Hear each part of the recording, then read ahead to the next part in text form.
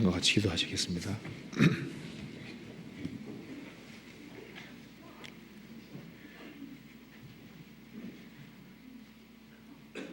은혜와 사랑이 풍성하신 하나님 아버지,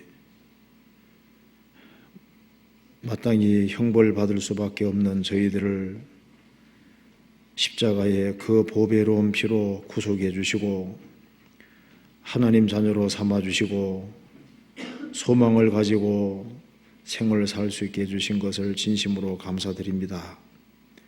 여기에 주님의 피로 구속함을 얻은 식구들이 한자리에 같이 모였습니다. 주님께서 이 자리에 함께 해주시고 우리의 마음과 생각을 열어주옵소서. 오늘 이 말씀을 통해서 마음속에 있는 여러 가지 의문들을 제해주시고 주님 안에서 믿음으로 살아가는 것이 무엇인지를 더욱 깊이 깨달아 알 수 있도록 도와주시고 우리의 발걸음에 실족함이 없도록 도와주시며 담대하게 주님의 영광과 복음을 위해 살 수 있도록 도와주옵소서. 저희들은 주님 앞에서 한없이 연약하고 어리석고 무지합니다. 주님께서 은혜를 내려주시지 아니하시면 저희들은 이 세상에서 힘있게 살 수 없습니다. 주님께서 항상 우리에게 함께 해주시고 은혜와 사랑을 내려주옵소서. 오늘 이 시간 주님의 거룩한 손에 의탁드립니다. 주님께서 함께 해주시고 우리에게 필요한 말씀을 허락해 주옵소서. 그리고 특별히 해외에 선교하는 그 모든 손길 가운데 주님께서 역사와 능력을 나타내 주시고 이 복음이 힘있게 더욱 증거될 수 있도록 도와주옵소서. 오늘 모든 시중 함께 해주시기를 간절히 의지하오며 주 예수 그리스도 이름 받들어 기도하옵나이다. 아멘. 성경 이사야 40장 찾으시겠습니다. 이사야 40장입니다. 40장 27절입니다.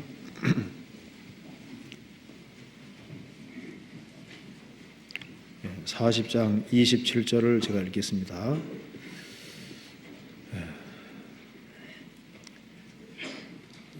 야곱아, 내가 어찌하여 말하며 이스라엘아, 내가 어찌하여 이르기를 내 사정은 여호와께 숨겨졌으며 원통한 것은 내 하나님에게서 수리하심을 받지 못한다느냐. 너는 알지 못하였느냐, 듣지 못하였느냐.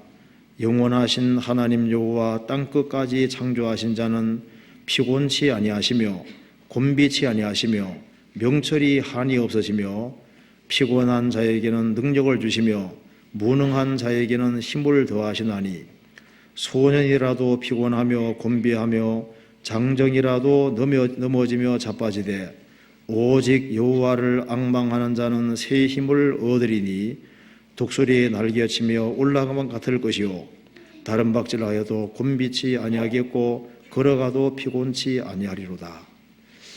31절을 같이 읽어보겠습니다.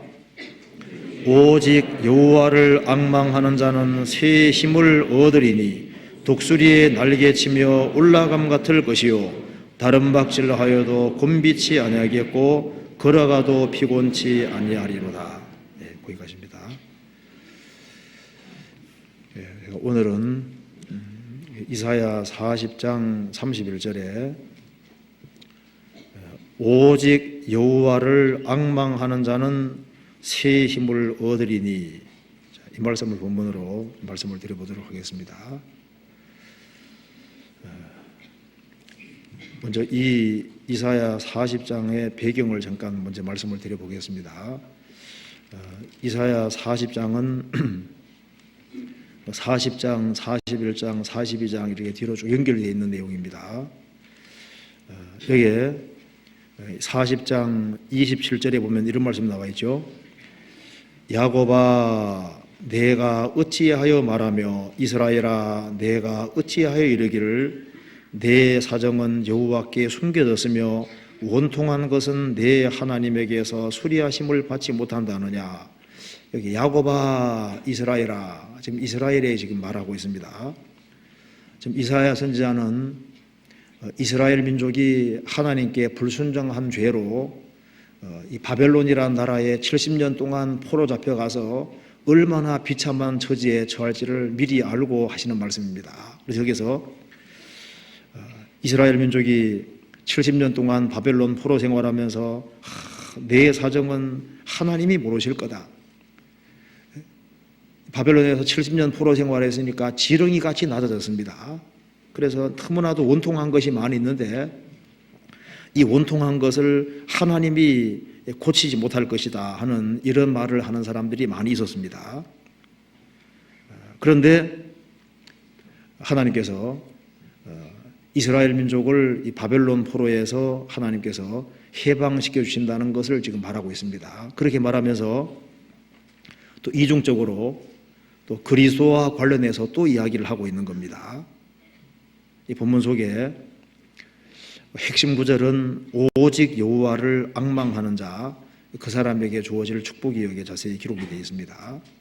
그래서 내 사정, 내 원통한 것은 이제 1차적으로는 이스라엘이 바벨론 70년 동안 포로 생활하는 그 고통을 간단하게 표현을 했습니다. 그래서 우리가 일제 36년 동안 고통받을 때 얼마나 서러운 것이 많았습니까? 이스라엘 백성들은 저 이국 멀리 이제 붙잡혀 가서 70년 동안 고통받았기 때문에 내 사정을 하나님이 정말 아실까? 내 원통한 것을 하나님이 정말 고칠 수 있을까? 이런 탄식을 했던 겁니다. 그런데 이 바벨론 포로 생활 중에서도 소망을 가진 사람들이 있었습니다. 그래서 스가랴서에 보면은 소망을 품었던 갇힌 자들아 그런 말씀도 있습니다. 그래서 하나님께서 70년 포로 생활 이후에 이스라엘 민족을 회복시켜 준다는 약속의 말씀이 있기 때문에 그 약속의 말씀을 바라고 하나님을 앙망하는 사람들이 있었던 겁니다. 결국은 페르시아 왕이 등장하면서 페르시아의 고레스 왕이 등장하면서 이스라엘 민족은 70년 바벨론 포로에서 해방이 됐던 겁니다. 그 얘기를 하면서 또다시 40장을 쭉 읽어보면은 예수님 얘기를 또 동시에 하고 있는 겁니다. 세상에서 가장 원통한 것이 뭘까요? 세상에 가장 슬프고 원통한 것이 뭘까요? 세상에는 지옥 가는 것보다 더 원통한 것은 없을 겁니다. 세상에 구덩이 중에서 지옥보다 더 깊은 구덩이는 없는 겁니다. 이스라엘이 70년 바벨론 포로 생활하는 그 포로 생활을 가리켜서 물 없는 웅덩이라 그랬거든요. 그런데 이 지옥의 웅덩이보다는 깊지를 못합니다. 지옥의 운명에 떨어질 인생, 이거보다 더 큰 불행은 없는 거예요. 이스라엘이 바벨론에 불순종한 그 죄 때문에 70년 포로 잡혀갔습니다. 아담에르로 인간은 타락해서 죄 가운데 떨어지게 된 거예요. 그런데 이 원통하고 참 비통한 이 고통 속에서 그래도 소망을 품는 사람들이 있는 겁니다. 그래서 이사야 40장에 예수 그리스도께서 오셔서 인간의 죄를 구속하실 것이 또 동시에 기록이 되어 있는 겁니다.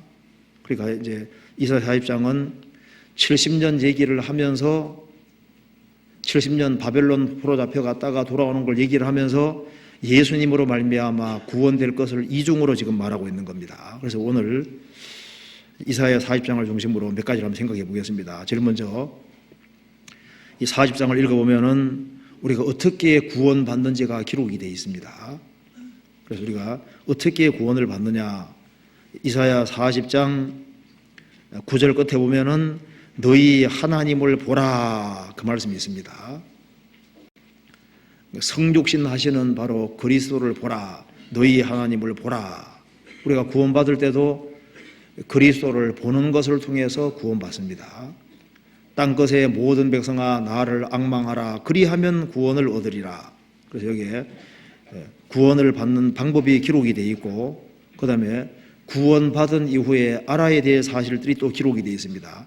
구원받은 이후에 기본적으로 알아야 될 사실을 두 가지 말하고 있는데요. 10절에 보면은 보라, 주 여호와께서 장차 강한 자로 임하실 것이요 친히 그 팔로 다스리실 것이라. 보라, 상급이 그에게 있고 보응이 그 앞에 있으며. 그러니까 재림하시는 주를 반드시 봐야 된다는 겁니다. 상급을 가시고 오시는 주를 봐야 된다는 겁니다. 그리고 재림하시는 주를 보는 동시에 또 뭘 봐야 되냐 하면은 이 교회 안에 역사하시는 주님을 또 봐야 된다는 겁니다. 11절에 그는 목자같이 양 무리를 먹이시며 어린 양을 그 팔로 품에 모아 품에 안으시며 젖먹이는 암컷들을 온순히 인도하시리로다. 그래서 양떼를 돌보시고 어린 양들을 품에 안고 계신 바로 그리스도, 그리고 젖먹이는 암컷이라는 것은 일꾼들입니다. 일꾼들을 온순히 인도하시는 그 모습을 꼭 봐야 된다는 겁니다. 그러면서 이제 더 나아가서 이제 우리 신앙생활이 얼마나 힘차게 되느냐, 그것은 하나님을 어떤 하나님으로 보느냐에 달려 있다는 겁니다. 그래서 여기 12절 이하부터는 하나님이 얼마나 광대하시고 크신 분인지를 알아라고 말하고 있는 겁니다. 우리 하나님 말하는데 하나님이 얼마나 광대하고 크신 분이냐 하면서 15절에 보라, 그에게는 열방은 통의 한 방울의 물 같고 저울에 적은 티끌 같으며 섬들은 떠오르는 먼지 같으니. 이 광대한 대우주를 창조하신 하나님 보실 때 그 큰 나라들은 통이 한 벙어리의 물 같고 저울에 적은 티끌 같아. 그들은 하나님 앞에서 아무것도 아니라는 겁니다. 그리고 제발 눈을 높이 들어서 누가 이 모든 것을 창조하였나 보라 그랬습니다. 그래서 크신 하나님, 위대하신 하나님을 참으로 아는 사람은 두 가지 우상에서 벗어날 수 있다는 겁니다. 그래서 인간이 만든 모든 우상에서 벗어날 수 있고, 그리고 인생들을 기대고 의지하지 않을 것을 말하고 있는 겁니다. 그러면서 27절에서는 인간의 모든 문제는 하나님을 쳐다보지 않는 데서 문제가 생긴다는 겁니다. 그러면서 27절 이하에서는 구원을 받고 믿음으로 걸어간다는 게 도대체 어떤 것이냐, 생을 살아가면서 구원을 받은 사람도 원통한 일, 그리고 속사정 것들이 있는데 그것 때문에 정말 좌절할 거냐, 아니면은 여호와를 앙망함으로써 새로운 힘을 얻을 것이냐, 그러니까 어떻게 살아가는 것이 믿음으로 살아가는 것이냐 하는 그 길을 여기에서 밝혀주고 있는 겁니다. 그리고 환경이야 어찌하든 간에 여호와를 앙망하는 사람에게 주시는 축복이 무엇인지를 여기에 말하고 있고, 그래서 여호와를 참으로 앙망하는 사람, 그 사람은 궁극적으로 그 영광스러운 엄청난 하나님을 실제로 뵙게 될 겁니다. 그래서 여기에 보라는 말씀들이 많이 기록이 되어 있는데요, 오늘 이것을 순서적으로 한번 간단하게 생각을 좀 해보겠습니다. 자, 먼저 본문 통해서 여기에 구원을 어떻게 받느냐 하는 구원의 방법이 여기에 기록이 되어 있습니다. 40장 1절부터 쭉 이렇게 보면은 우리 어떻게 구원을 받느냐, 보는 것을 통해서 구원을 받는 겁니다. 이게 이제 보라는 말이 제일 많이 나와 있는 장이 바로 이사야 40장입니다. 우리가 뭘 보아야 될까요? 40장 그 2절에 보면은 이제 죄 문제가 거론이 되어 있습니다. 사람이 구원을 받기 위해서는 자신이 그 죄수라는 것을 알아야 된다. 죄수. 그래서 2절에 보면은 너희는 정다이 예루살렘에 말하며 그것에게 외쳐 고하라. 그 복역의 때가 끝났고 그 죄악의 사함을 입었느니라. 그 모든 죄를 인하여 여호와의 손에서 배나 받았느니라 할지니라. 복역이라는 것은 그 죄수 신분이라는 겁니다. 쉽게 말해서 사람은 마치 감옥에 있는 죄수 입장이라는 겁니다. 하나님의 진노와 형벌 아래 있고, 그래서 이 죄 때문에 심판과 형벌을 받을 그런 운명에 처해 있다는 겁니다. 그러니까 사람이 구원받기 위해서는 제일 먼저 뭘 알아야 되냐면은 자신의 비참한 운명을 알아야 되거든요. 자신은 살아계신 하나님에서 무거운 죄짐을 짊어지고 있고, 그리고 복역하는 죄수와 같은 운명이라는 겁니다. 그걸 말하고 있고, 그 다음 3절에 보면은 이제 세례 요한 얘기가 나옵니다. 그러면서 하나님의 대로를 평탄케 하라, 그게 회개하라는 말씀입니다. 하나님께서 너에게 쉽게 나오도록 그 대로를 평탄케 하라, 하나님이 쉽게 들어올 수 있도록 참으로 회개하고 돌이키라는 뜻입니다. 그래서 자신이 죄인 운명이라는 걸 깨닫고 참으로 회개하고 돌이키는 사람, 그 사람에게 구원의 축복이 주어지게 되는 겁니다. 그러니까 이게 인간의 죄인됨, 그리고 세례 요한을 통해서 회개해야 될 것을 말씀하셨고, 그 다음에 참으로 구원받기 위해서 인생이 얼마나 연약한 존재인지를 알아야 된다는 겁니다. 그래서 모든 육체는 풀이요, 그 모든 아름다움은 들에 꼭 같아. 인생은 잠깐 있다가 사라지는 풀과 같은 거예요. 인생은 너무나도 쉽게 사라지는 인생입니다. 그리고 인생의 모든 영광도 잠깐 피었다가 사라지는 꽃과 같다는 겁니다. 그래서 성경에 말씀하기를 인생은 참으로 풀과 같다는 겁니다. 인생의 어떤 연약함을 아는 그런 사람들이 쉽게 구원을 받을 수 있는 겁니다. 그러면서 거기에 8절은 같이 읽어봅시다. 풀은 마르고 꽃은 시드나 우리 하나님의 말씀은 영영이 서리라 하라. 여기에 우리 하나님의 말씀은 영영이 서리라 하라. 자, 이 말씀이 성경 신약에 인용되어 있는데요, 복음의 말씀입니다. 그러면서 9절에 아름다운 소식을 시온에 전하는 자여 너는 높은 산에 오르라. 아름다운 소식을 예루살렘에 전하는 자여 너는 힘써 소리를 높이라. 두려워 말고 소리를 높여 유다의 성읍들에게 이르기를 너희 하나님을 보라 하라.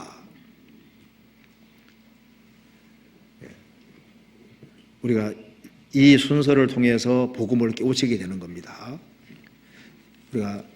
우리 각자의 죄인됨을 참으로 깨닫고 자신의 비참한 운명을 깨닫고, 그리고 세례 요한을 통해서 정말 자신이 회개하고, 그리고 인생이 얼마나 초라한지, 살아계신 하나님 앞에서 얼마나 너무나도 허무한 인생이라는 걸 깨닫고, 그리고 복음의 말씀을 듣는 가운데 바로 하나님께서 사람이 되신 성육신하신 그리스도를 보라.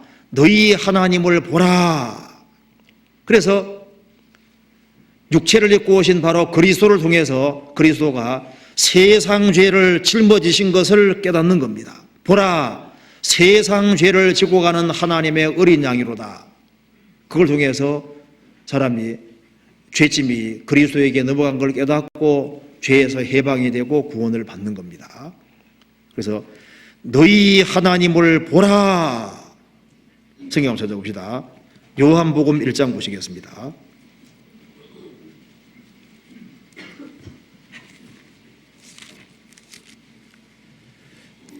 1장 1절입니다.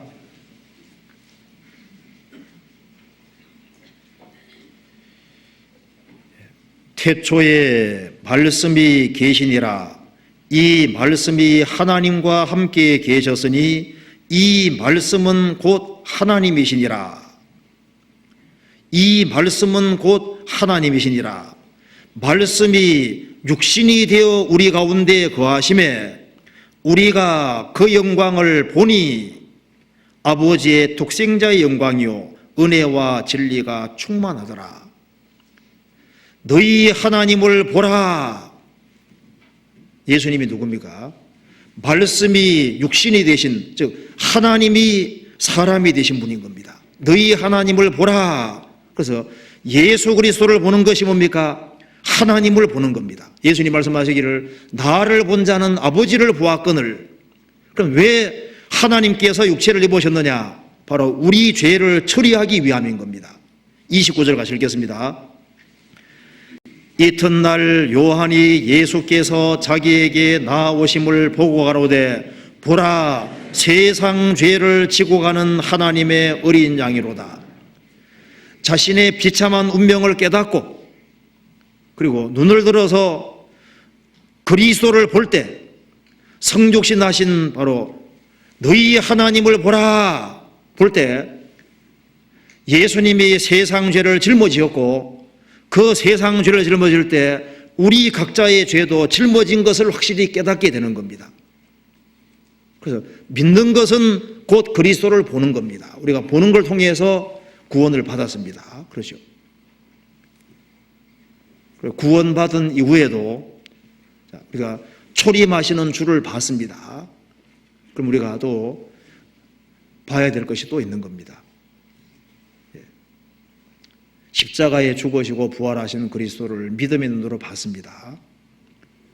그 다음에 이제 이사야 사역장은 우리에게 더 나아가서 기본적으로 또 두 가지를 보라고 권하고 있습니다. 성경 이사야 40장 봅시다. 이사야 40장 10절.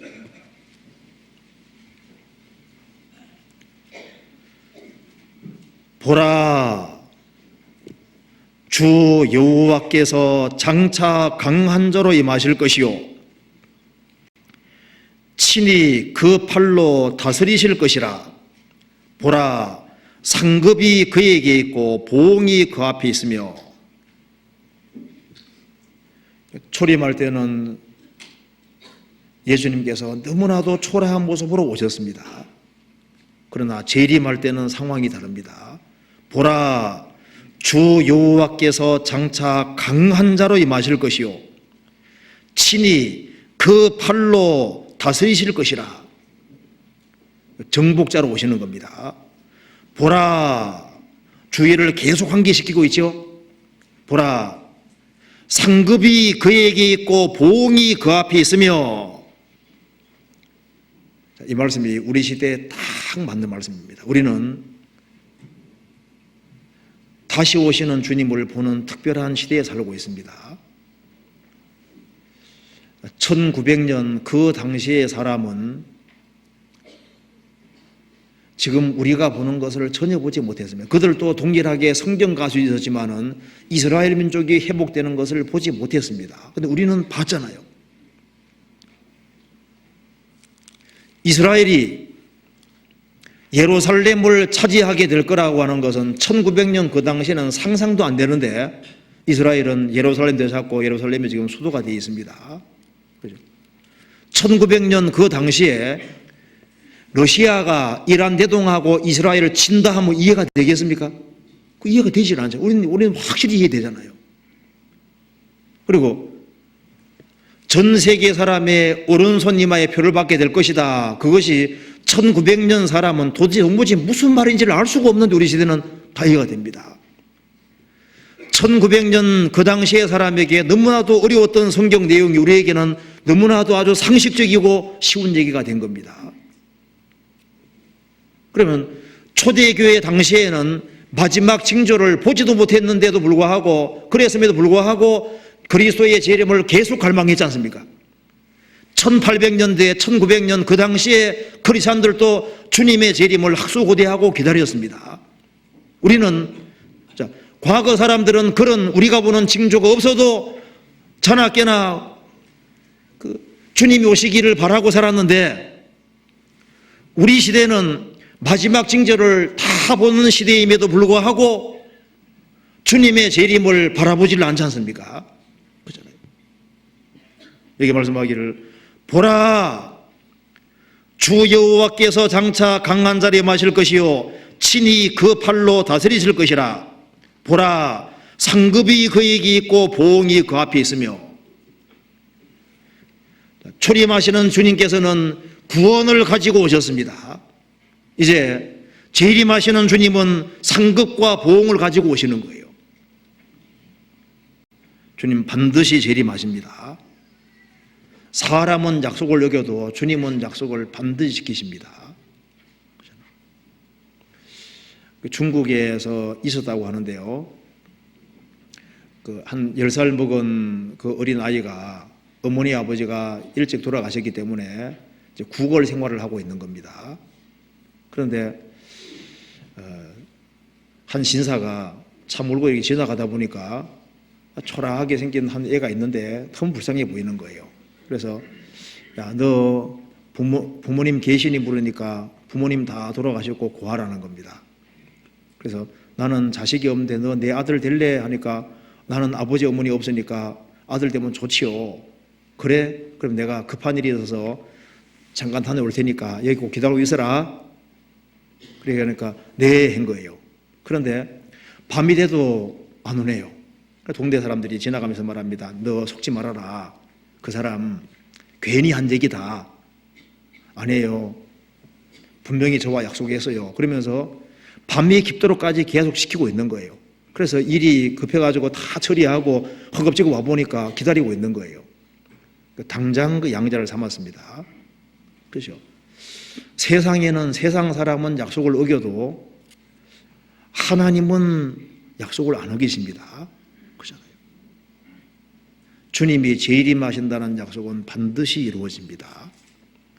공중재림도 있고 지상재림도 있습니다. 성경 요한계시록 1장 보시겠습니다.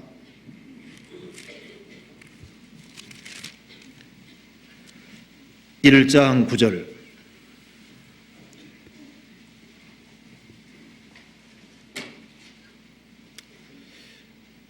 (1장 9절) 볼지어다, 또 주의를 한계시키고 있습니다. 볼지어다, 구름을 타고 오시리라. 각인의 눈이 그를 보겠고 그를 찌른 자들도 볼 터이요 땅에 있는 모든 족속이 그를 인하여 애곡하리니 그러하리라. 아멘. 주님이 지상재림하실 때는 심판하러 오시기 때문에 땅에 있는 모든 족속이 그를 인하여 애곡하리니 그러하리라. 아멘. 심판밖에 남지 않았기 때문에 애곡하리니 그러하리라. 아멘. 하나님을 조롱했던 볼테르라고 하는 사람은 주님이 지상재림하는 장면을 보면은 내가 그냥 그걸 싹 가루로 만들어 놓아버릴 거라고 그렇게 호언장담했는데요. 그 사람이 죽음 건너갔을 때 가서 그리스도를 만났다면은 만났을 때 얼마나 충격을 받았겠습니까? 요한계시록 19장 보시겠습니다.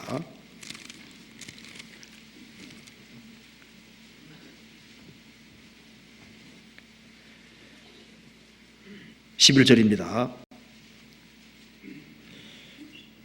또 내가 하늘이 열린 것을 보니 보라, 백마와 탄자가 있으니 그 이름은 충신과 진실이라. 그가 공의로 심판하며 싸우더라. 사도 요한이 봤습니다. 보라, 내가 하늘이 열린 것을 보니 보라, 백마와 탄자가 있으니 그 이름은 충신과 진실이라.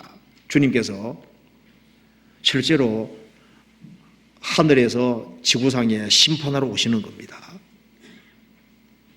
그래서 재림하시는 주님을 믿음의 눈으로 보고 살아라고 말씀하고 있는 겁니다. 주님은 오신다는 겁니다. 그런데 그분이 어떻게 오시느냐? 상급과 보응이 그 손에 있다 그랬죠. 주님 오시면은 구원받지 아니한 사람에게는 무서운 심판이 있고 구원받은 모든 사람에게는 상급이 있습니다. 그러니까 특별히 구원받은 사람은 주님 손에 상급을 가져온다는 그것을 보라고 미기라고 있는 겁니다. 요한계시록 22장 12절입니다. 자, 12절 13절을 같이 읽겠습니다. 보라, 내가 속히 오리니 내가 줄 상이 내게 있어 각 사람에게 그의 일한 대로 갚아주리라. 나는 알파와 오메가요 처음과 나중이요 시작과 끝이라. 예수님 말씀하셨습니다. 보라, 내가 속히 오리니 내가 줄 상이 내게 있어 각 사람에게 그의 일한 대로 갚아주리라. 구약 성경에 길르앗 사람 바르실레가 다윗이 어려울 때 공개한 적이 있습니다. 다윗이 왕위에 오르고 난 이후에 아주 후한 상 내린 것이 사무엘하 19장에 나오지 않습니까? 다윗은 예수님의 그림자입니다. 다윗이 어려울 때 다윗을 공개한 그것에 대해서 다윗이 크고 후한 상을 드렸습니다. 성경 에스더에서 보면은 아하수엘 왕은 왕의 풍부함을 따라서 상 줬다는 말씀이 있습니다. 왕의 풍부함을 따라 상 주셨다. 그런데 여기 보면은 우리 주님은 나는 알파와 오메가요. 알파는 헬라 말의 첫 글자인 겁니다. 오메가 마지막 글자. 내가 누군 줄 아느냐? 성경 처음부터 것을 읽어보면은 내가 누군 줄 안다는 겁니다. 나는 알파와 오메가요. 성경에 기록되어 있는 바로 그분이 주시는 상이라는 겁니다. 그리고 처음과 나중이요 시작과 끝이라. 이 우주의 시작이고 끝이 되시는 바로 그분, 역사의 시작이 되고 끝이 되는 그분, 우리 인생의 시작이고 우리 인생의 과정이고 우리 인생의 끝이 되신 바로 그분이 주시는 상이라는 겁니다. 그분이 상을 가지고 오시는데 그 상을 보라고 얘기했습니다. 어떤 사람 생각합니다. 그까지 그 상 안 받아도 되지. 자, 그까지 그 구원이라 봅시다. 구원 잃는 것은 일생에서 가장 큰 손실이지 않습니까? 이 상이 중요한 것이 아니면은 성경에 기록을 하지 않습니다. 이 상이 얼마나 중요하고 놀라운 것이면은 성경 곳곳에 계속 상을 얘기하고 있겠습니까? 마태복음 5장의 팔복에 보면은 팔복의 처음이 뭔지 아시죠? 처음이 천국 소유하는 거라고 되어 있습니다. 팔복의 마지막은 상 얻는 것이라고 되어 있잖아요. 인생에서 진짜 복이 무엇이냐? 천국을 소유한 사람은 정말 복이 있는 사람이고, 그 다음에 하나님이 주시는 그 상을 진짜 받을 수 있는 사람은 복 있는 사람이라고 말을 하고 있는 겁니다. 복은 구원을 받고 상을 얻는 것이 복인 겁니다. 성경에서는 상을 얻되 온전한 상을 얻으라고 계속 독려를 하고 있습니다. 중요하지 않으면 주님께서 말씀하지 않습니다. 바울 사도도 부르심의 상을 위하여 쫓아가노라. 부르심의 상을 위해서 바울 사도도 일생을 다해 쫓아갔습니다. 그렇죠? 모세도 하나님이 주시는 그 상을 바라보고 모든 것을 포기했다고 말을 하고 있지 않습니까? 구원받은 그날부터 주님 앞에 갈 때까지 우리 일상의 모든 생활 자체가 다 상과 연결된다고 성경은 말하고 있습니다. 성경 골로새서 보시겠습니다. 3장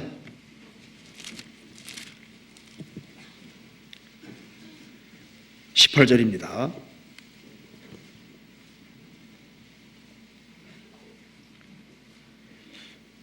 아내들아 남편에게 복종하라. 이는 주 안에서 마땅하니라. 남편들아 아내를 사랑하며 괴롭게 하지 말라. 자녀들아 모든 일에 부모에게 순종하라. 이는 주 안에서 기쁘게 하는 것이니라.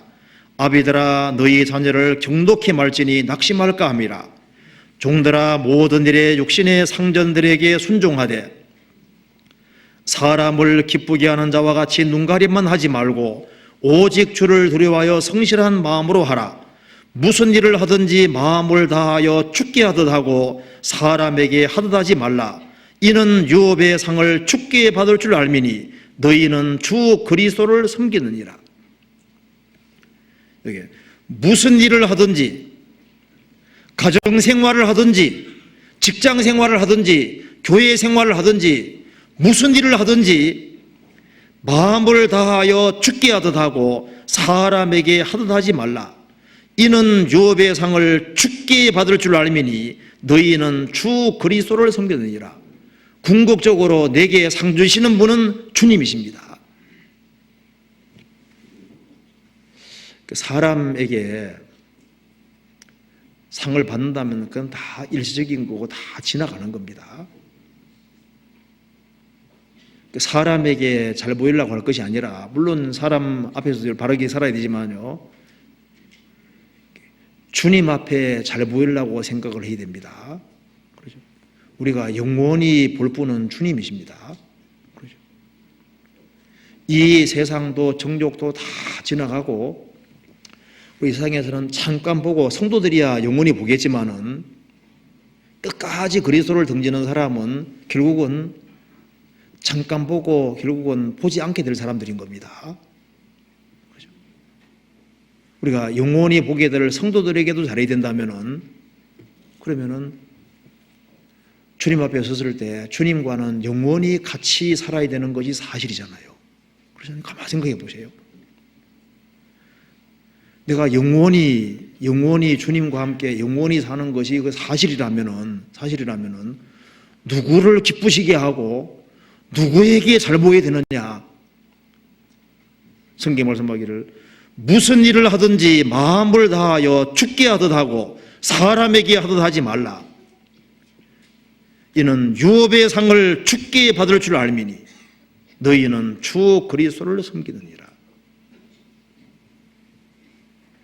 주님이 상을 가지고 있습니다. 그러니까 초림하신 주님을 봤다면은, 성육신하신 그리스도를 통해서 구원을 확실히 받았다면은, 그러면은 다시 오시는 주님을 보고 주님이 상급을 가지고 온다는 사실을 보라는 겁니다.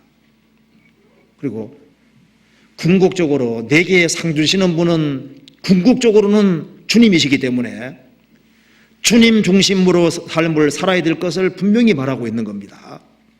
그러면서 또 한 가지 얘기를 하는 것은, 재림하시는 주님을 보는 동시에 뭘 봐야 되느냐? 교회 안에 역사하시는 주님을 보라고 우리를 초청하고 있는 겁니다. 성경 이사야 40장 보시겠습니다.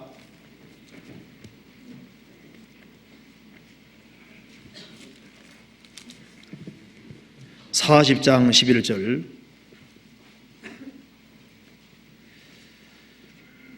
그는 목자같이 양무리를 먹이시며 어린 양을 그 팔로 모아 품에 안으시며 젖먹이는 암컷들을 온순히 인도하시리로다. 그는 목자같이, 예수님이 초림하시고 재림하시는 그 사이에 그분은 교회의 머리로 계십니다. 그는 목자입니다. 여호와는 나의 목자시니 내가 부족함이 없으리로다. 요한복음 10장에서도 예수님 목자라고 했습니다. 그는 목자같이 양무리를 먹이시며, 양무리입니다. 양떼입니다. 어떤 사람, 아이고 나는 교회도 필요 없고 내 단독으로 주님 잘 섬기고 나는 신앙생활 잘해요. 그게 틀린 얘기입니다. 그 사람이 전도하다가 그냥 감옥에 붙잡혀 가서 꼼짝하지 못할 때는 홀로 서기 해야 될 거 아니에요. 복음 전하다가 감옥에 붙잡힌 것도 아니고, 뿔전 교회가 있는데 연결 안 되고 혼자 단독으로 신앙생활 잘할 수 있겠습니까? 그게 착각이고 교만인 겁니다. 주님은 양떼로 무리로 인도해 가십니다. 그는 목자같이 양무리를 먹이시며, 양무리를 먹이시는 거예요.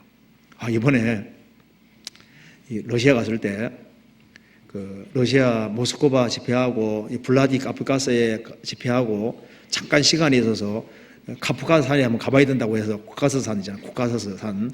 거기 한번 잠깐 가는 길에 양떼 3,500마리. 진짜 장관이었습니다. 산에서 양떼를 키우다가 추워지니까 이제 집으로 데려오는 길에 도로를 완전 점령한 거예요. 3,500마리 그 사이를 뚫고 가는데, 정말 신났습니다.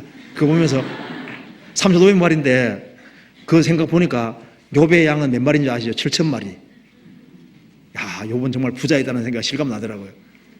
그리고 이제 또 갔다 올 때도 계속 가고 있더라고요. 그래서 두 번 통과했습니다. 그런데 보니까 양떼, 참 무리로 인도하시는 것이 맞아요. 목자같이 양무리를 먹이시며 어린 양을 그 팔로 모아 품에 안으시며, 여기에 어린 양을 주님은 어린 양에 관심이 많으십니다. 특별히 각 구원받은 사람들, 연약한 사람들, 그런 사람을 어린 양을 팔로 모아 품에 안으시며 그러죠. 구원받은 한 사람 한 사람 어떻게 하고 계십니까? 주님이 팔로 안고 가고 계신 거예요. 신명기 1장에도 출애굽한 이스라엘 백성들을 안고 간다고 하셨거든요. 구원받은 한 사람 한 사람을 주님께서 안고 가고 계십니다. 구원받은 사람 잘 믿음의 눈을 잘 보면요, 주님께서 안고 계십니다. 신명기 33장에서도 영원하신 하나님의 팔이 구원받은 사람 밑에 있다고 되지 않습니까? 안고 가는 거예요. 어린 양을 그 팔로 모아 품에 안으시며, 구원받은 사람들 어디 있습니까? 무리로 인도받을 때 주님 품 안에 있는 거예요. 품 안에. 모아 품에 안으시며, 품에 안는다는 것은 무슨 뜻입니까? 너무 사랑한다는 얘기죠. 구원받은 한 사람 한 사람 위에 주님 피를 흘려 주셨기 때문에 교회를 얼마나 사랑하는지 모릅니다. 모아 품에 안으시며, 이게 정말 정겨운 표현이죠. 어머니가 자녀를 안는 것처럼 주님께서 구원받은 양떼 구원받은 무리를 다 안고 가시는 거예요. 그러면 젖먹이는 암컷들은 쉽게 말해서 일꾼들입니다. 주의 일꾼들을, 젖먹이는 암컷들을 온순히 인도하시리로다. 온순히. 주님께서 성도들을 또 아끼시고, 그리고 주의 일에 앞장서서 일하는 그 일꾼들이잖아요. 일꾼들. 그 젖먹이는 암컷들을 온순히 인도하시리로다. 온순히. 주님께서 암컷들도 인도해 가시고, 이 어린 양들은 부모와 품에 안으시고, 젖먹이는 암컷들을 온순히 인도하시리로다. 그래서 여호와는 나의 목자시니 내가 부족함이 없으리로다. 그가 나를 푸른 초장에 누이시며 쉴만한 물가로 인도하시노도다. 그러니까 교회 안에 주님이 역사하시고 계신데 그것을 제발 보라는 겁니다. 주님은 교회를 보호하시고 양육하십니다. 그거 맞잖아요. 그래서 여기 이제 두 가지를 얘기를 했습니다. 그래서 구원받고 난 이후에 성육신하신 주님을 보라 말씀하시면서 그분이 한 번 오시는 것이 아니라 다시 오신다는 겁니다. 다시 오시는 주님을 봐야 되고, 다시 오시는 그 사이에 어디 계시느냐? 양떼 가운데, 양무리 가운데 주님이 계시면서 양무리들을 주님께서 먹이고 계시고, 양무리들을 팔로 안으시고 암컷들을 온순히 인도해 가시는데 천국 데려갈 때까지 계속해서 인도가십니다. 계속해서. 그렇게 말씀하시면서 그 다음에 우리의 주의를 또 환기시킵니다. 자, 너희들이 하나님을 믿는데 어떤 하나님을 믿고 있느냐를 다시 한번 거론하는 겁니다.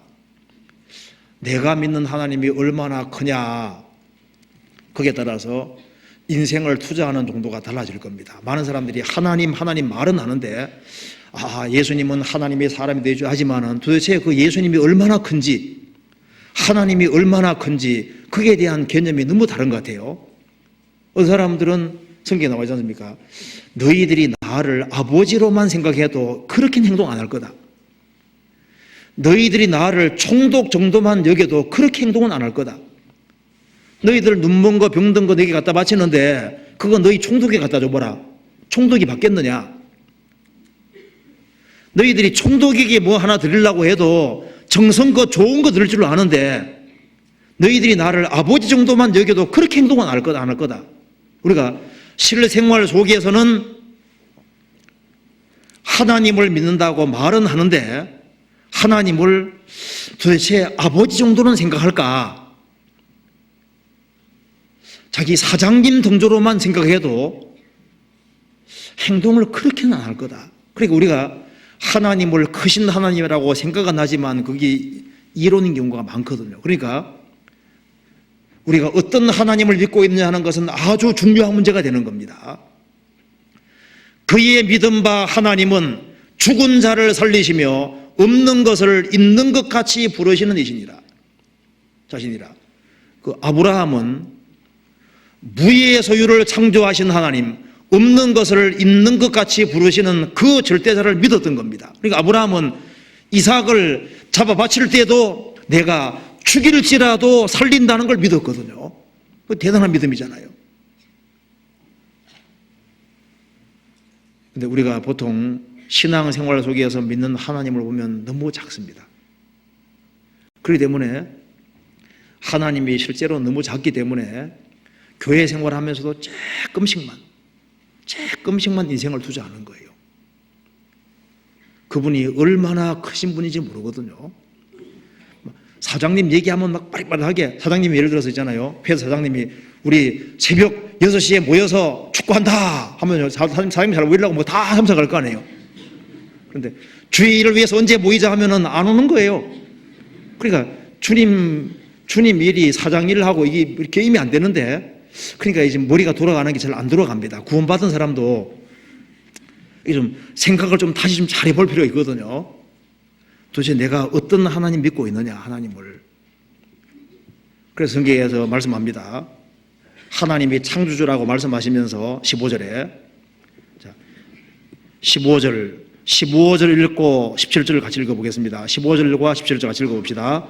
보라, 그에게는 열방은 통에 한 방울의 물 같고 저울에 적은 티끌 같으며 섬들은 떠오르는 먼지 같으니 그 앞에는 모든 열방이 아무것도 아니라 그는 그들을 없는 것 같이 빈 것 같이 여기시느니라. 보라, 주의를 환기시킵니다. 보라, 천지를 창조하신 하나님에게는 열방은 통이 한 방울의 물 같고, 그러니까 나라 수가 261개라면 주님 보실 때 물방울 261개밖에 안 된다 그 말입니다. 티끌 261개밖에 안 된다 그 말입니다. 보라, 그에게는 열방은 통이 한 방울의 물 같고 저울에 적은 티끌 같으며 섬들은 떠오르는 먼지 같으니 그 앞에는 모든 열방이 아무것도 아니라 그는 그들을 없는 것 같이 빈 것 같이 여기시느니라. 뭘 말하고 있습니까? 하나님이 아주 위대하신 하나님이라는 것을 말하고 있는 겁니다. 여호와는 광대하시니 크게 찬양할 것이라 그의 광대하심을 청량치 못하리로다. 우리는 이 우주를 창조하신 절대자를 믿고 있는 사람들입니다. 크신 하나님을 믿고 있는 사람들인 겁니다. 하나님 자신이 광대하신 분이고 그 하나님이 얼마나 엄청난 분인지를 보여주려고 이 우주 만물을 만드셨다고 말입니다. 왜? 우리에게 육체라는 걸 주셨기 때문에 인간은 육체가 없으면 하나님을 이해할 수 없잖아요. 왜 하나님께서 물질계를 만드셨습니까? 우리가 영이기만 하다면 물질계가 필요 없는 거예요. 우리는 영적인 존재인 동시에 하나님 육체를 씌워 놓으셨기 때문에 눈에 보이는 게 없이는 이해가 안 될 거 아니에요. 하나님께서 우주를 조그맣게 만드시고 하나님은 무한히 크시다면 이해가 안 될 겁니다. 하나님이 무한히 크신 분이기 때문에 인간에게 이해시키기 위해서 이 우주를 끝없이 크게 만들어 놓으실 때 하나님은 정말 크신 분이라는 것이 이해가 되지 않습니까?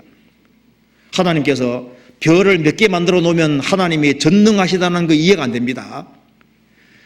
모래알갱이만큼, 지구상의 모래알갱이만큼 별들을 수없이 많이 만들어 놓으셔야만 그 모든 것을 만드신 하나님은 정말 전능하신 분이다 개념이 잡히는 거예요.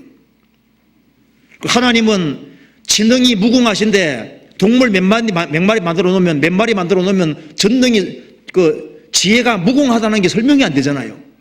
그러니까 이 지구상의 생명체로 꽉 채워놓고 이 우주에 엄청난 법칙과 질서를 만들어 놓으셔야만 하나님은 정말 IQ가 무한대구나, 지능이 무궁하구나 이해가 되는 겁니다. 그래서 성경이 말씀하기를 내가 얼마나 크고 위대한 분인 줄 알려면은 제일 먼저 만물을 좀 제발 보라는 겁니다. 만물을. 26절 같이 읽어보겠습니다. 너희는 눈을 높이 들어 누가 이 모든 것을 창조하였나 보라. 주께서는 수요대로 만상을 이끌어내시고 각각 그 이름을 부르시나니 그의 권세가 크고 그의 능력이 강함으로 하나도 빠짐이 없느니라. 제발 텔레비전만 보지 말고, 제발 인간 만들어 놓고 몰지 말고, 제발 너희들은 눈을 좀 그냥 들지 말고 높이 들어서 누가 이 모든 것을 창조하였나 보라. 틀림없이 한 하나님이 만드신 겁니다. 그렇잖아요. 이 지구에 원소가 100몇 개 있는데요, 지금 다른 모든 별들은 원소가 지금 우리가 가지고 있는 이 지구와 우리 지구 속에 있는 원소와 동일 원소로 되어 있습니다. 그래서 우주는 유니버스입니다. 멀티버스가 아니라 유니버스. 분명히 한 하나님 만드신 게 확실합니다. 한 분이 만드신 것이 틀림없습니다.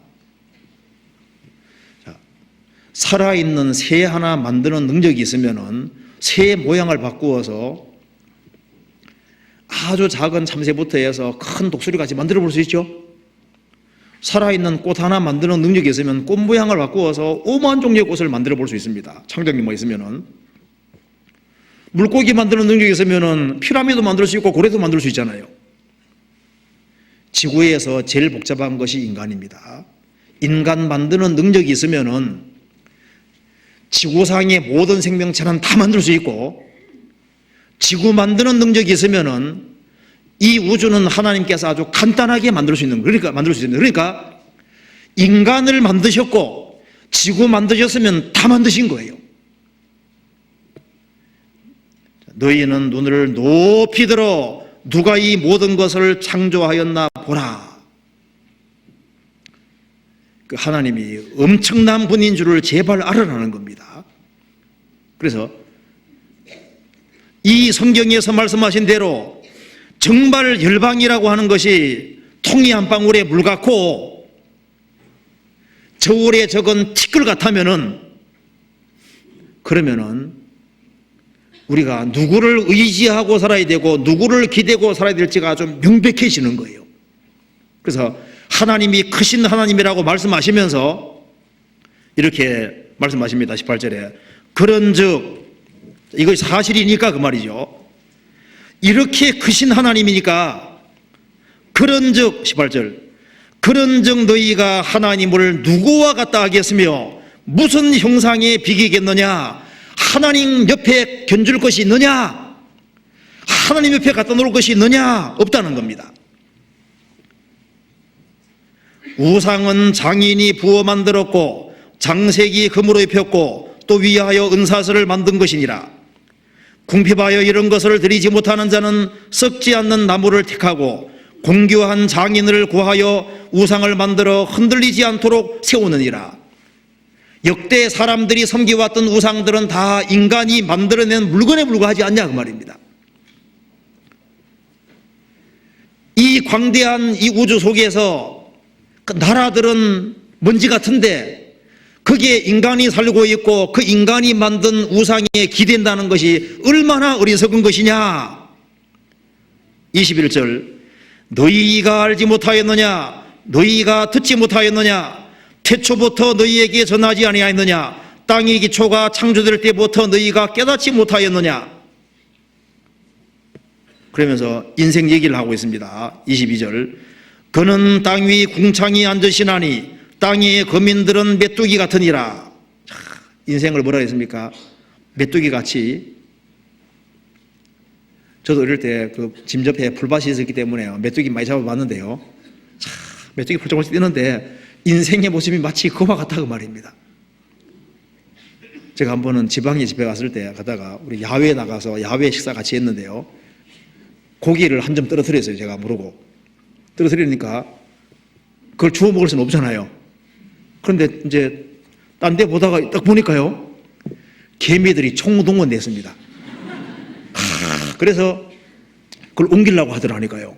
근데 안 되니까 그 다음에는 그 자르는 개미들이 와서 탁탁 잘라가지고 또 가져가는, 짊어지고 가는 겁니다. 아주 그날 형제 만났습니다. 그 고기 먹겠다고. 그런데 사람이 지켜보는데 지켜보는 줄 모르지 않습니까? 자, 인생들은 지금 메뚜기처럼 이리 뛰고 저리 뛰고 하는데요. 하나님이 딱 쳐다보고 계신데 그걸 모르고 있는 거예요. 그죠? 사람이 펄쩍펄쩍 뛰는데 주님 보실 때 메뚜기 뛰는 것처럼요. 그런데 여기서 좀 놀라운 것은 열방은 뭐라 그랬습니까? 열방은 티끌이라고 되어 있잖아요. 티끌이라고. 그런데 사람은 메뚜기 같다 그랬죠. 그러니까 주님께서 보면은 나라보다 뭘 좀 더 크게 얘기했습니까? 사람은 좀 더 크게 얘기죠. 메뚜기 같다고. 그리고 24절에 보면은 23절에 귀인들을 피하시며 세상의 사사들을 어때이 하시나니 그들은 겨우 심기웠고 겨우 뿌리웠고 그 줄기가 겨우 땅에 뿌리 박자 곧 하나님의 보심을 받고 말라 회리바람에 불려가는 초계 같도다.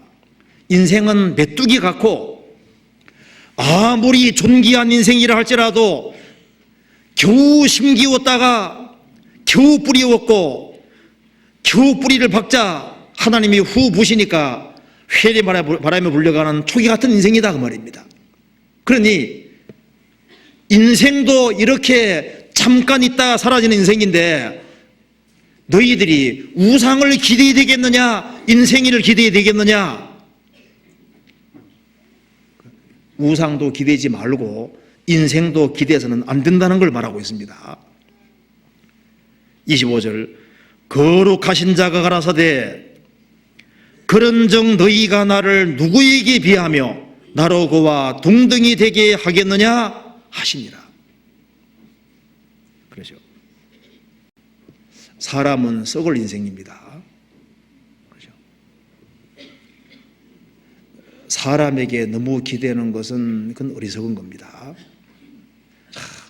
자녀가 부모에게 기대보지만 부모도 죽음이 찾아와서 갑자기 죽을 수도 있습니다. 그렇죠.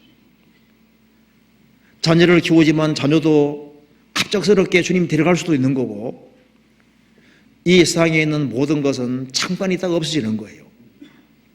무엇 하나 진정으로 기댈 만한 것은 없다 그 말입니다. 그러니까 하나님이 살아계시니까 하나님을 봐야 되는 겁니다. 하나님을 쳐다보는 그것이 인생의 모든 문제를 풀 수 있는 기고 누가 힘차게 살아가느냐 참으로 하나님이 얼마나 크신 분인 줄 아는 사람 그 하나님의 크심을 알면 알수록 거기에다가 인생을 걸게 되는 거예요. 어떤 사람은 연재에다가 인생을 겁니다. 어떤 사람은 사업에 인생을 겁니다.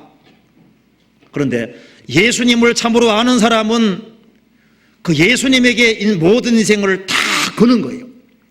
성경 베드로, 야고보, 요한, 안드레 이런 사람들 비록 어부지만은 인생을 예수님께 걸은 사람입니다. 그런 사람이 지혜로운 사람입니다. 인생을 예수님에게 걸고 살아가는 사람은 어리석어서 인생을 건다고 생각하면 안 됩니다. 그렇지 않잖아요. 우리 시대는 정말 하나님을 안 쳐다보는 시대가 되었습니다. 인공불에 둘러싸여서 도대체 앞뒤 좌우는 다 보는데 위를 안 쳐다보는 거예요. 제가 그 광수생각 한번 읽어본 적이 있는데 광수생각 아마 잘 아시죠? 이제 교통경찰이 이제 어떤 차를 다 부르는 겁니다. 서라고. 그래서 섰어요. 당신은 그 빨간불 못 봤습니까? 하니까 봤습니다. 근데 왜 갔습니까? 근데 경찰관님을 못 봤거든요.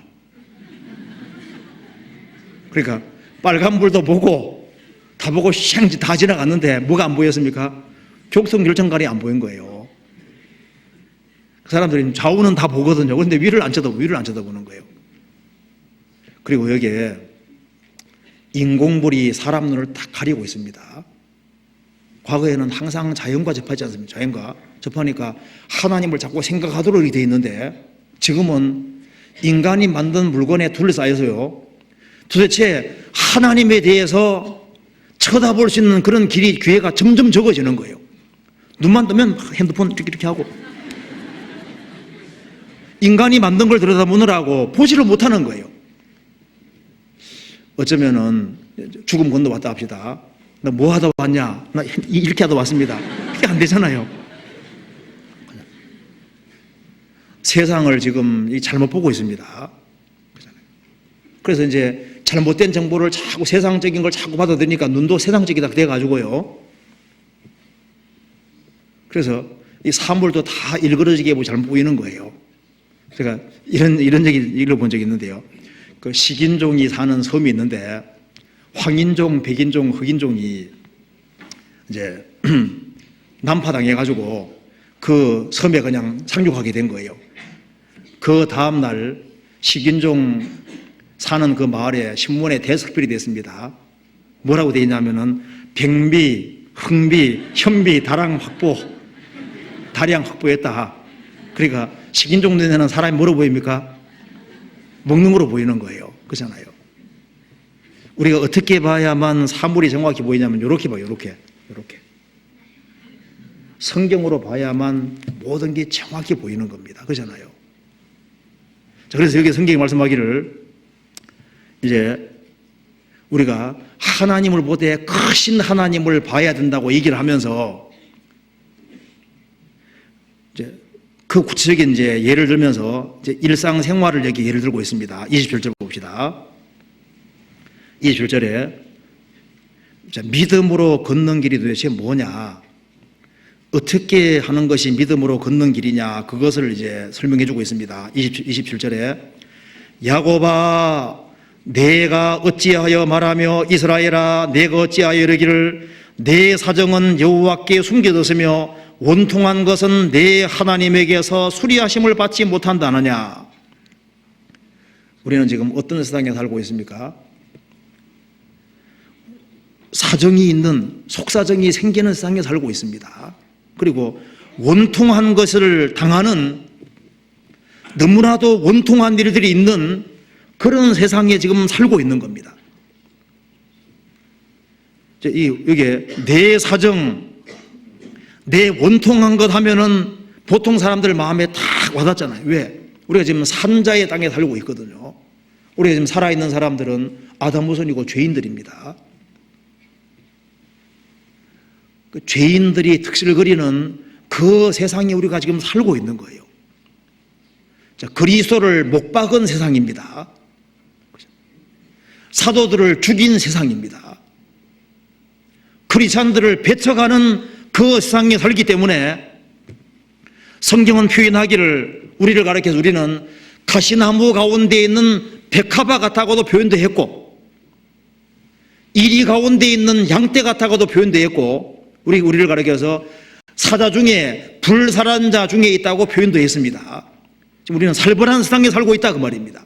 그렇기 때문에 크리스찬으로 생활을 산다는 건 쉬운 것이 아닌 거예요.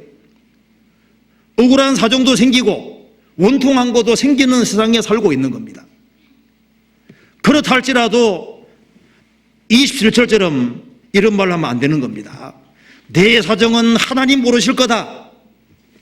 내 원통한 것은 하나님이 고치지 못할 것이다. 이런 말을 하면 안 된다는 겁니다.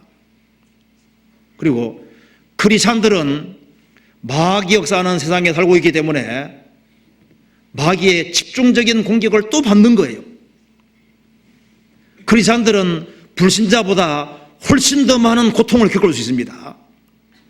D.L. 무디가 말한 것 중에 하나가 마귀는 죽은 말은 쫓아오지 않는다는 겁니다.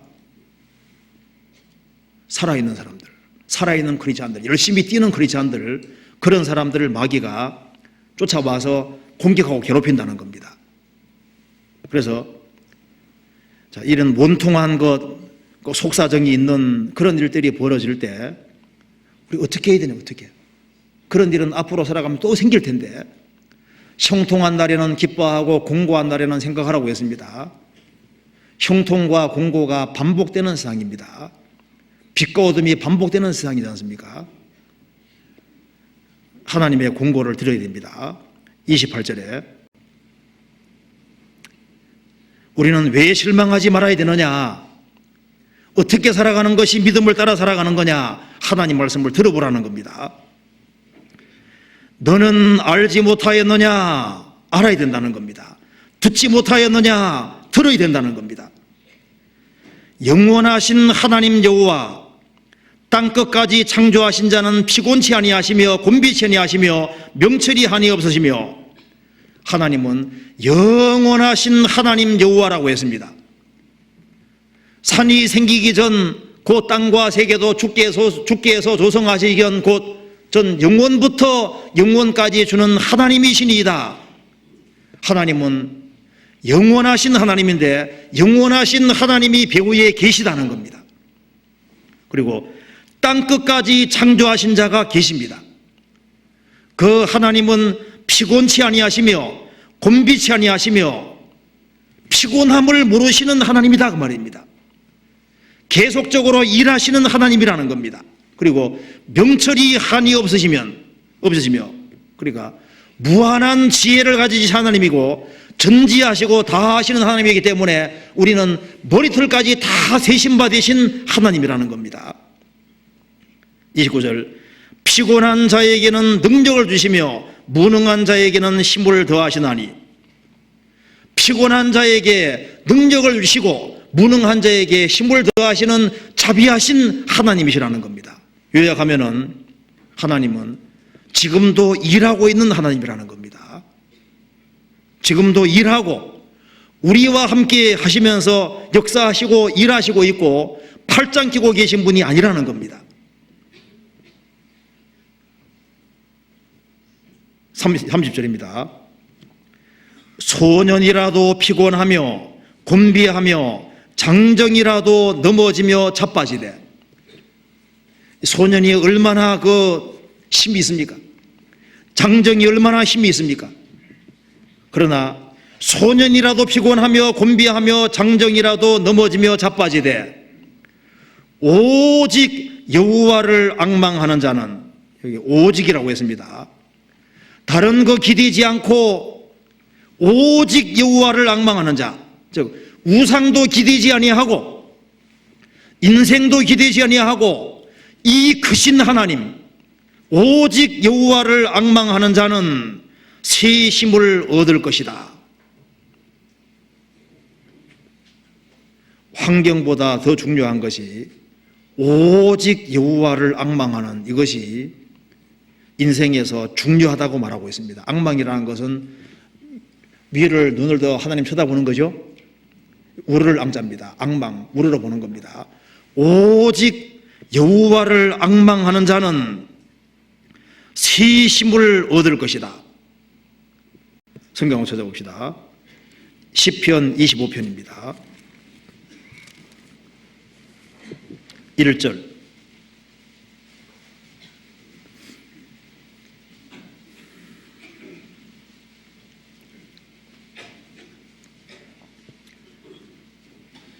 자, 1절 같이 읽겠습니다. 여호와여 나의 영혼이 주를 우러러 보나이다. 여호와여 나의 영혼이 주를 우러러 보나이다. 자, 너무나도 억울한 일을 당하고 그런 사정이 있을 때 마음을 차분히 다 가라앉히고 여호와여 나의 영혼이 주를 우러러 보나이다. 5절. 주의 진리로 나를 지도하시고 교훈하소서. 주는 내 구원의 하나님이시니 내가 종리를 주를 바라나이다. 종리를 주를 바라나이다. 15절을 같이 읽겠습니다. 내 눈이 항상 여호와를 앙망함은 내 발을 그물에서 벗어나게 하실 것이미로다. 내 눈이 항상 여호와를 앙망함은, 이게 시편 55편도 하나님을 우러러보고 종리를 주를 바라고 내 눈이 항상 여호와를 앙망한다고 했습니다. 오직 여호와를 앙망하는 자는 새 힘을 얻을 것이다. 하나님은 전지하시기 때문에 누가 하나님을 앙망하고 하나님의 도움을 바라는지를 아십니다. 하나님은 하늘에서 눈을 크게 뜨고 다 살피고 계십니다. 누가 앙망하는지를 보는 거예요. 자, 이 엘리야 당시에 이스라엘 땅에 3년 6개월 동안 기근이 있었습니다. 그런데 하나님 보시니까 이스라엘에 많은 과부가 있는데 하나님 안 찾습니다. 저 시돈 땅에 있는 사르밧 과부가 하나님 찾고 있잖아요. 그러니까 그래서 사르밧 과부는 기근 시에 도움을 받았습니다. 엘리사 당시에 나만 장군, 엘리사 당시에 많은 문둥이 환자가 있는데 한 사람도 고침받지 못하고 나만 장군 고침받았잖아요. 오직 여호와를 앙망하는 자는 새 힘을 얻을 것이다. 앙망하는 사람은 주님이 아십니다. 시편 62편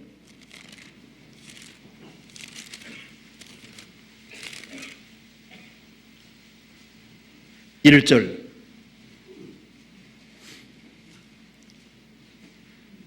나의 영혼이 잠잠히 하나님만 바라며 나의 구원이 그에게서 나는도다.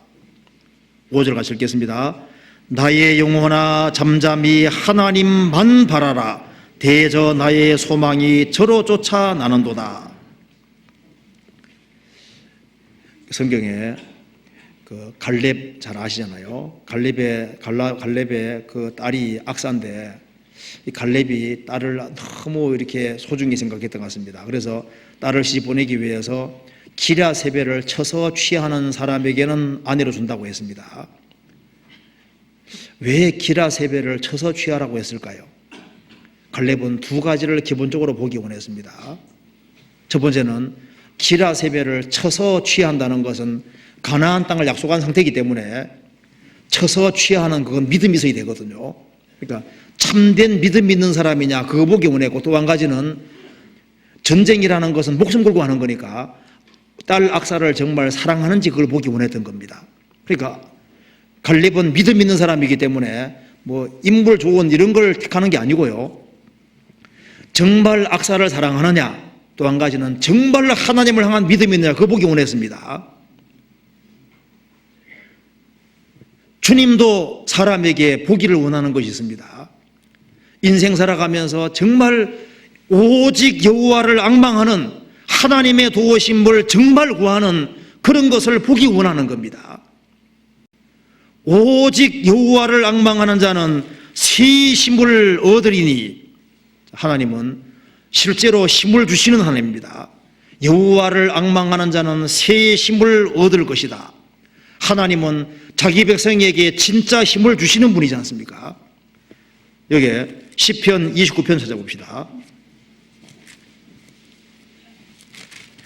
29편 11절.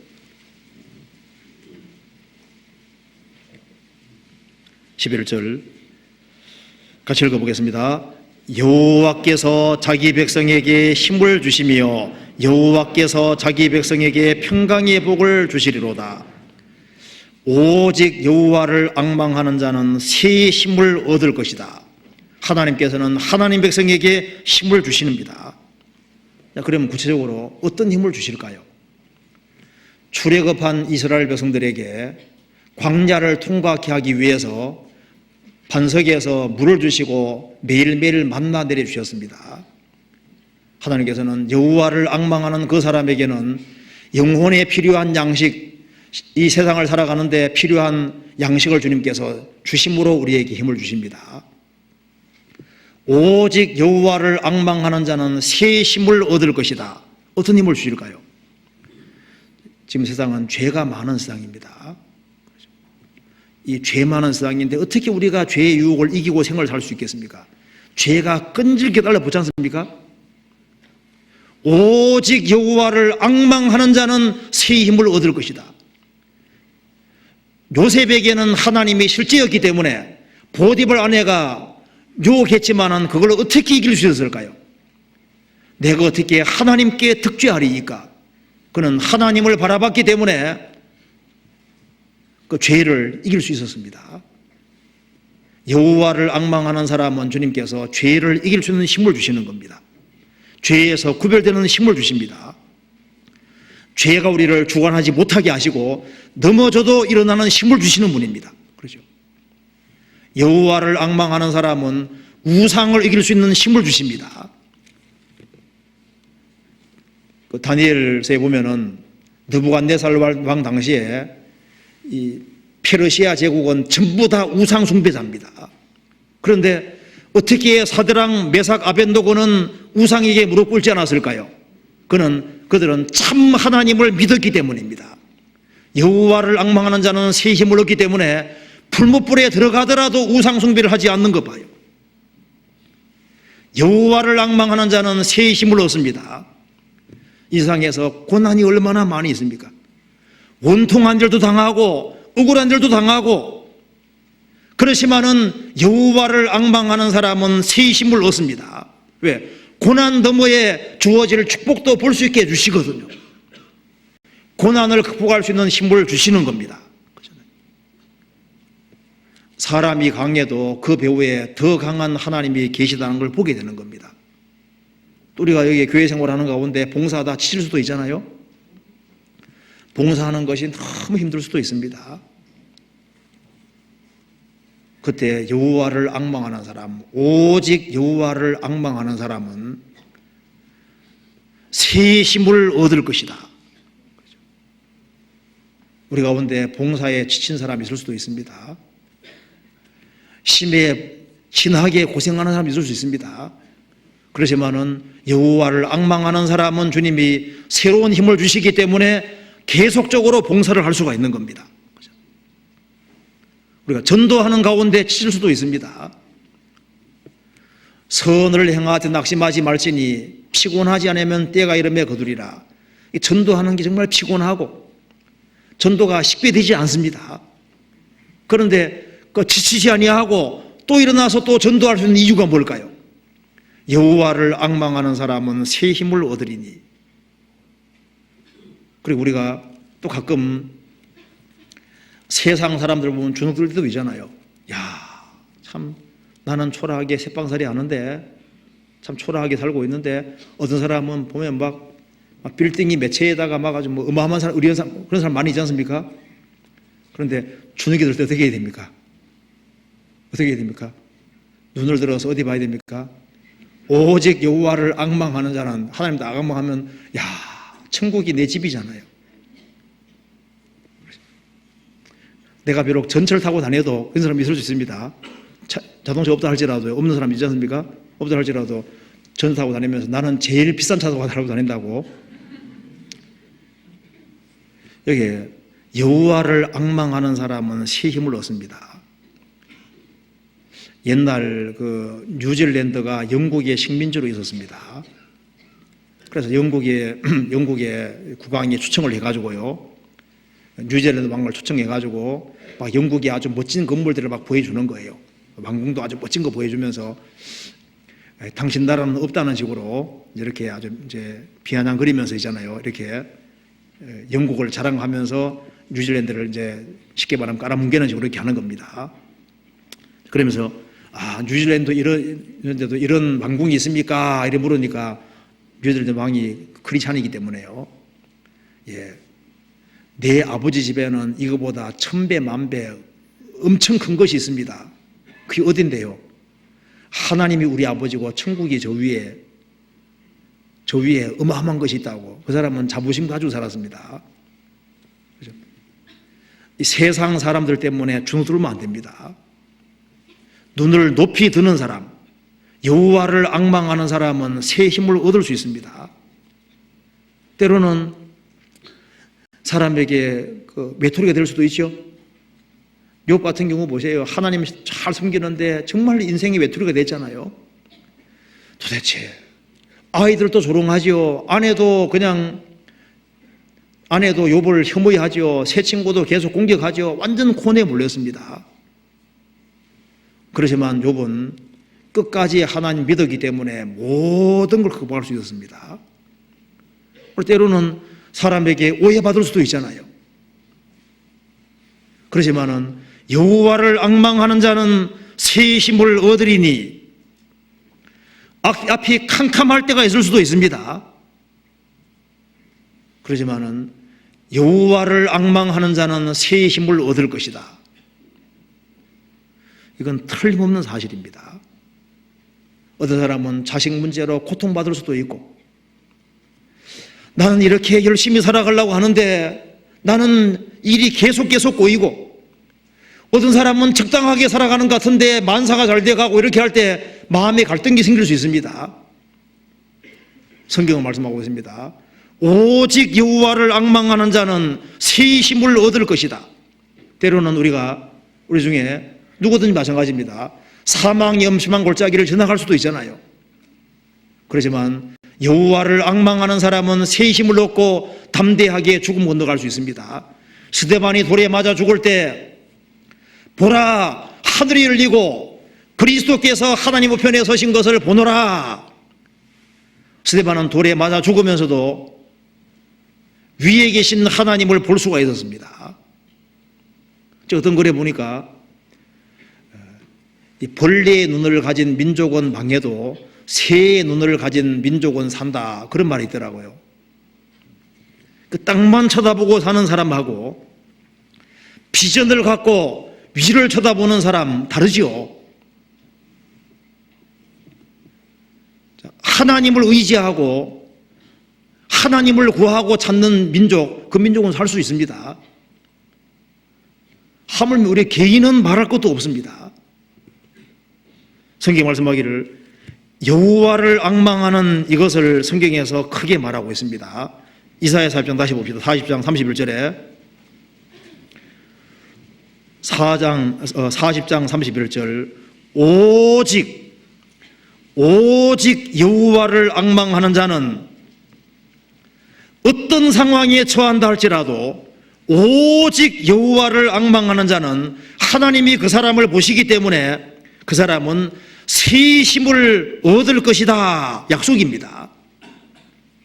그래서 독수리의 날개치며 올라감 같을 것이며 모든 것을 극복하는 힘, 그리고 위의 것을 찾고 위로 올라갈 수 있는 힘, 천성을 향해서 달려갈 수 있는 그 힘을 얻게 될 것이다. 그리고 다른 박질하여도 곤비치 않게 걸어가도 피곤치 아니하리로다. 계속적으로 전진할 수 있는 힘을 받는다는 겁니다. 주님 오시는 그날까지 계속적으로 다른 박질을 하고 계속 걸어가고 끝까지 달려갈 수 있는 힘을 받을 수 있다는 겁니다. 여호와를 앙망하는 사람은 처음부터 위를 바라보도록 지어진 겁니다. 사람만 머리가 이렇게 위로 들려 있잖아요. 위를 보고 살아라고. 제가 글에 보니까 이게 나오더라고요. 뱀잡이수리라는 그 독수리과에 속한 새가 있는데, 하늘에서는 잘 날아다니고 쏜살같이 먹이를 나가시는데 이 땅에 내려와서 먹이를 먹고 있는데 맹수가 나타나면요, 자기가 날아가는 새라는 걸 잊어버리고 먹이 먹다가 이제 공격해 오면 발로 막잖아요. 걷기만 한다면. 그래서 한번 먹힌다는 거예요. 그렇죠. 근데 구원받은 사람도 그거 같을 수 있습니다. 너무 당황하면요, 막 사방만 쳐다보고 위를 안 쳐다보는 거예요. 마음 딱 가라앉히고 딱 보면 하나님 살아 계시거든요. 내 문제가 아무리 크다 할지라도 주님 봤을 때는 아무 문제가 아닐 수 있습니다. 너무 서두르지 말고 조용히 눈을 딱 이제 마음을 차분히 가라앉히고 위를 딱 쳐다보면 하나님이 살아 계시잖아. 자식 문제 주님이 조금만 신경 써주면은 그거 간단하게 해결 될 수 있지. 죽은 자도 살리시는 하나님인데 경제적으로 어려울 수도 있죠. 그런데 하나님이 살아 계시잖아. 까마귀도 먹이시는데 나를 버려두실 리가 없지. 누가 막 날 괴롭혀요.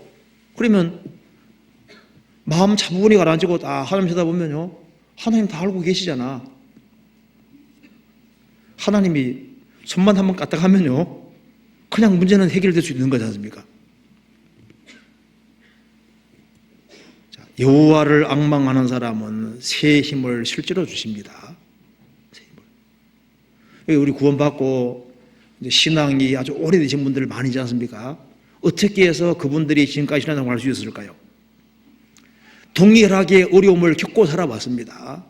하지만 어려울 때마다 오직 여호와를 앙망하는 자는 새 힘을 얻으리니, 주님이 새 힘을 계속 주셨기 때문에 독수리의 날개치며 올라감 같을 것이며 다른 박질을 지금까지도 계속 해올 수 있는 겁니다. 우리가 하나님의 위로받기 원하면은 위를 쳐다보라고, 위를. 그러면 위를 쳐다보는 것이 이토록 좋은 결과를 낳는다면 우리 어떻게 해야 됩니까? 위를 더 많이 쳐다봐야 됩니다.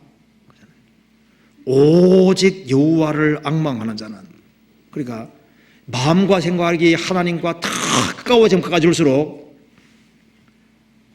그럴수록 주님이 우리 마음 가운데 역사하는 것을 더 쉽게 알 수 있습니다. 그렇잖아요.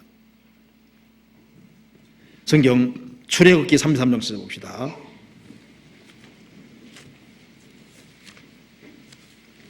(33장) 자, 이 주를 앙망하는 사람의 궁극이 어떻게 될까요? 여기에 출애굽기 33장 18절에 보시겠습니다.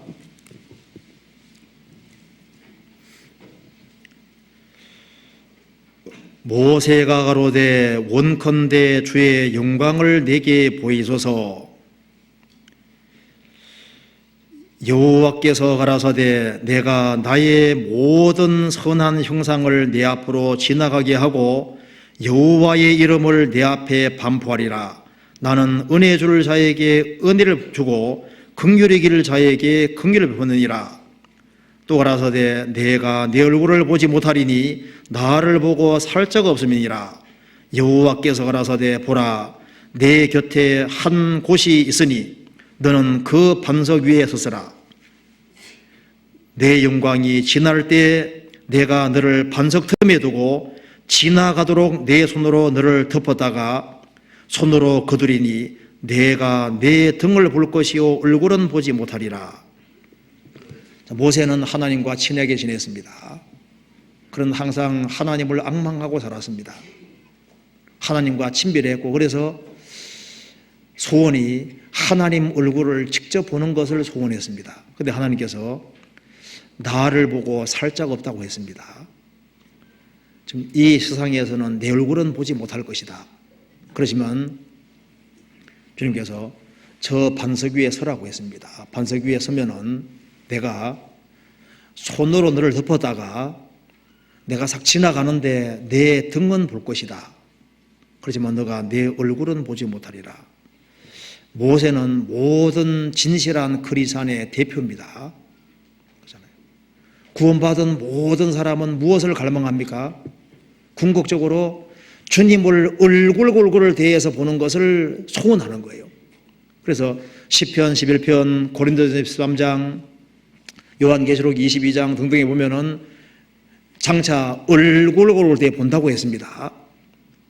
그리스도인들은 주님을 직접 뵙게 될 겁니다. 그런데 이 세상에서는 아직까지는 보지 못합니다. 주님께서 모세에게 반석 위에 서라 그랬죠. 구원받은 사람도 만서만석 되신 주님의 위에 서 있습니다. 그런데 주님께서 이 반석 위에 내 교회 세운다 그랬죠. 구원받은 무리 가운데 주님께서 지나다니시는데요, 우리가 구원받을 때 주님 손이 딱 지나간 거예요. 그렇죠? 주님이 손길이 지나가는 겁니다. 주님이 구원받은 사람 중에 고통받는 사람이 있을 때 같이 모여서 같이 교제하는 가운데 주님이 함께 하시면서 두루 행하십니다. 하셔서 마음속에 있는 문제를 풀어주시는 거예요. 주님이 싹 지나가시는데 우리가 어디까지 볼 수 있느냐? 주님의 손길까지 볼 수 있고, 어쩌면 주님의 등까지잖아요. 주님이 싹 지나가시는데 얼른 지나가셨거든요. 그건 장차 우리가 주님을 얼굴 대해서 본다는 증거입니다. 우리 하기수양에 보세요. 눈 크고 잘 보시면요, 주님이 싹 지나가십니다. 우리 대집회로 모일 때 있잖아요. 모일 때 마음에 여러 가지 문제를 가지고 모임에 왔습니다. 주님 제발 이 문제 풀어달라고 왔는데, 그런데 내가 저희 가운데 거하며 두루 행하신다 그랬죠. 구원받은 무리 가운데 주님이 싹 지나가는 그 사람은 주님 손길을 느끼는 거예요. 집회에서 다른 사람들이 구원받을 주님이 싹 지나가셨거든요. 주님이 싹 지나가십니다. 집회할 때도 지나가시거든요. 얼른 주님이 조금씩 보이는 거예요. 물론 눈으로 보는 게 아니라 믿음의 눈으로. 우리 학예수양회 때 봐요. 침대 받는 거 봐요. 이거 자식 마음 하나도 못 바꾸는데 우리가. 그렇지 않습니까? 이 사람 마음을 우리가 어떻게 바꿔요? 어제까지 그리스도를 대적하던 사람이 그리스도를 사랑하고 교회 안에 들어와서 희생하고 봉사하고 수고하는 거 보세요. 주님 손길이 딱 지나가는 겁니다. 그 모든 것은 얼마 후에 주님 얼굴을 뵙게 된다는 분명한 증거입니다. 그렇지 않습니까? 그리고 우리가 참으로 주님을 앙망하는 사람은 생을 살아가는 가운데 우리 자신을 누가 부추길 때 우리가 뭐라 할까요? 왜 우리를 주목하느냐? 살아계신 주님을 보라고 권하게 될 겁니다. 우리 구원받은 식구 중에 침체된 사람에게 우리가 뭐라고 권할까요? 죽으시고 부활하신 주님을 보라고 권하게 되는 겁니다. 그러잖아요. 사울이 다윗을 딱 중복했다고 되어 있습니다. 그래서 인생 네브라클 그러죠. 구원받은 사람에 대해서 어떤 시기투하는 마음을 가지면은 우리가 뭐라 해야 됩니까? 왜 그 사람을 보느냐? 죽으시고 부활하신 주님을 봐라. 그렇게 우리가 권해줄 수 있습니다. 교회에 대해서 비판적인 시각 가진 사람도 있죠. 교회 안에 역사하시고 살아계신 주님, 역사하시는 주님을 왜 보지 않느냐? 오직 여호와를 앙망하라. 우리가 이렇게 권할 수 있는 겁니다. 신앙생활 가운데 오직 여호와를 앙망하는 자는 새 힘을 얻을 것입니다. 그래서 우리가 어디를 쳐다보느냐? 그것이 우리 신앙생활의 어떤 힘을 결정하게 되고, 우리가 어디를 더 많이 쳐다보느냐? 그것이 우리 신앙생활의 어떤 활력, 그것도 관계가 되는 겁니다.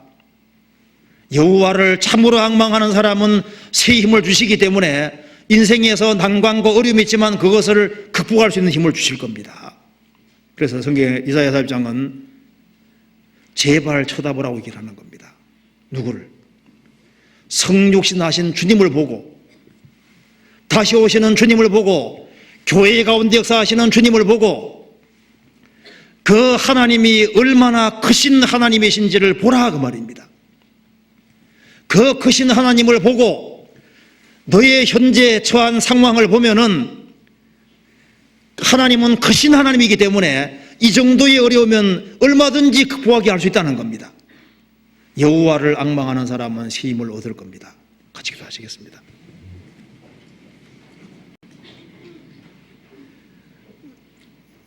은혜와 사랑이 충만하신 하나님 아버지, 감사합니다. 저희들을 구원해 주신 그 은혜와 사랑을 무엇으로 보답할 수 있겠습니까? 주님 오시는 그날까지 주님께서 맡기신 일을 잘 감당할 수 있도록 도와주시고, 우리의 사랑하는 가족들과 친척들, 이웃들에게 이 귀한 복음을 담대히 증거할 수 있도록 도와주시고, 우리의 인생을 죽으시고 부활하신 주님, 우리의 모든 것이 되시는 주님께 인생을 걸고 생을 살 수 있도록 도와주옵소서. 주님이 우리의 모든 것임을 우리로 하여금 더욱 알게 해주시고, 우리로 하여금 주님 안에서 주님 영광을 위해 살 수 있는 마음을 더욱 일으켜 주옵소서. 교회가 계획한 모든 일들을 주님께서 앞서 행해 주시고, 오직 주님께 영광과 찬송이 돌아갈 수 있도록 우리 모두를 귀하게 사용해 주옵소서. 특별히 해외에서 사역하는 모든 분들, 또 해외 교회들 주님께서 특별히 지켜주시고 인도해 주옵소서. 그리고 구원받은 모든 식구들의 형편과 사정을 아시오매 주님께서 합당하신 은혜로 채워주시옵소서. 고마우신 우리 구주 예수 그리스도 이름 받들어 기도하옵나이다. 아멘. 찬송 같이 부르시겠습니다. 394장입니다.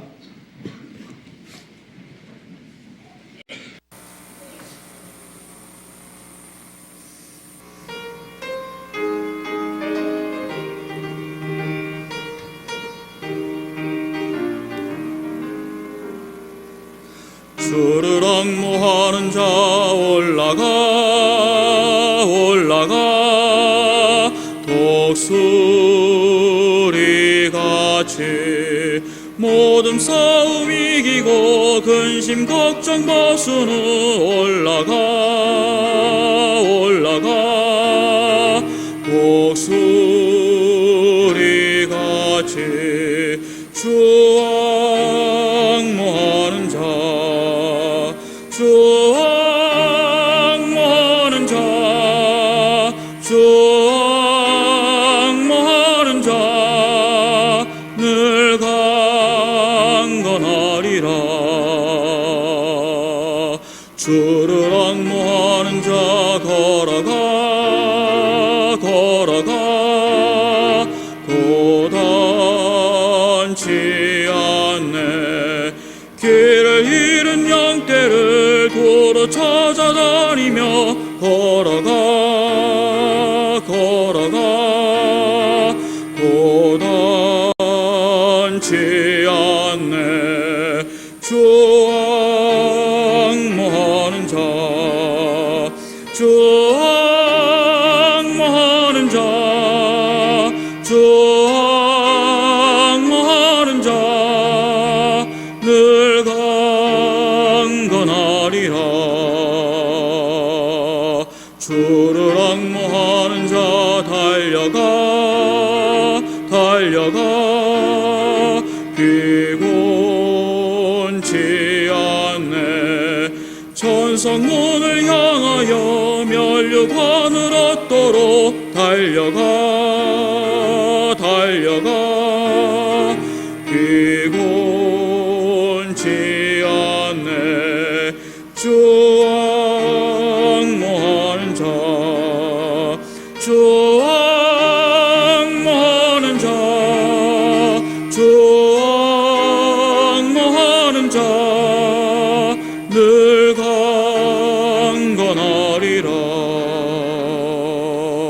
주를 앙모하는 자 올라가 올라가 독수리같이 은혜 안에 뛰놀며 주의 영광 보리라. 올라가 올라가 독수리같이 주 앙모하는 자 주 앙모하는 자 주 앙모하는 자 늘 강건하리라. 광고 없습니다. 마치겠습니다. 안녕히 들어가십시오.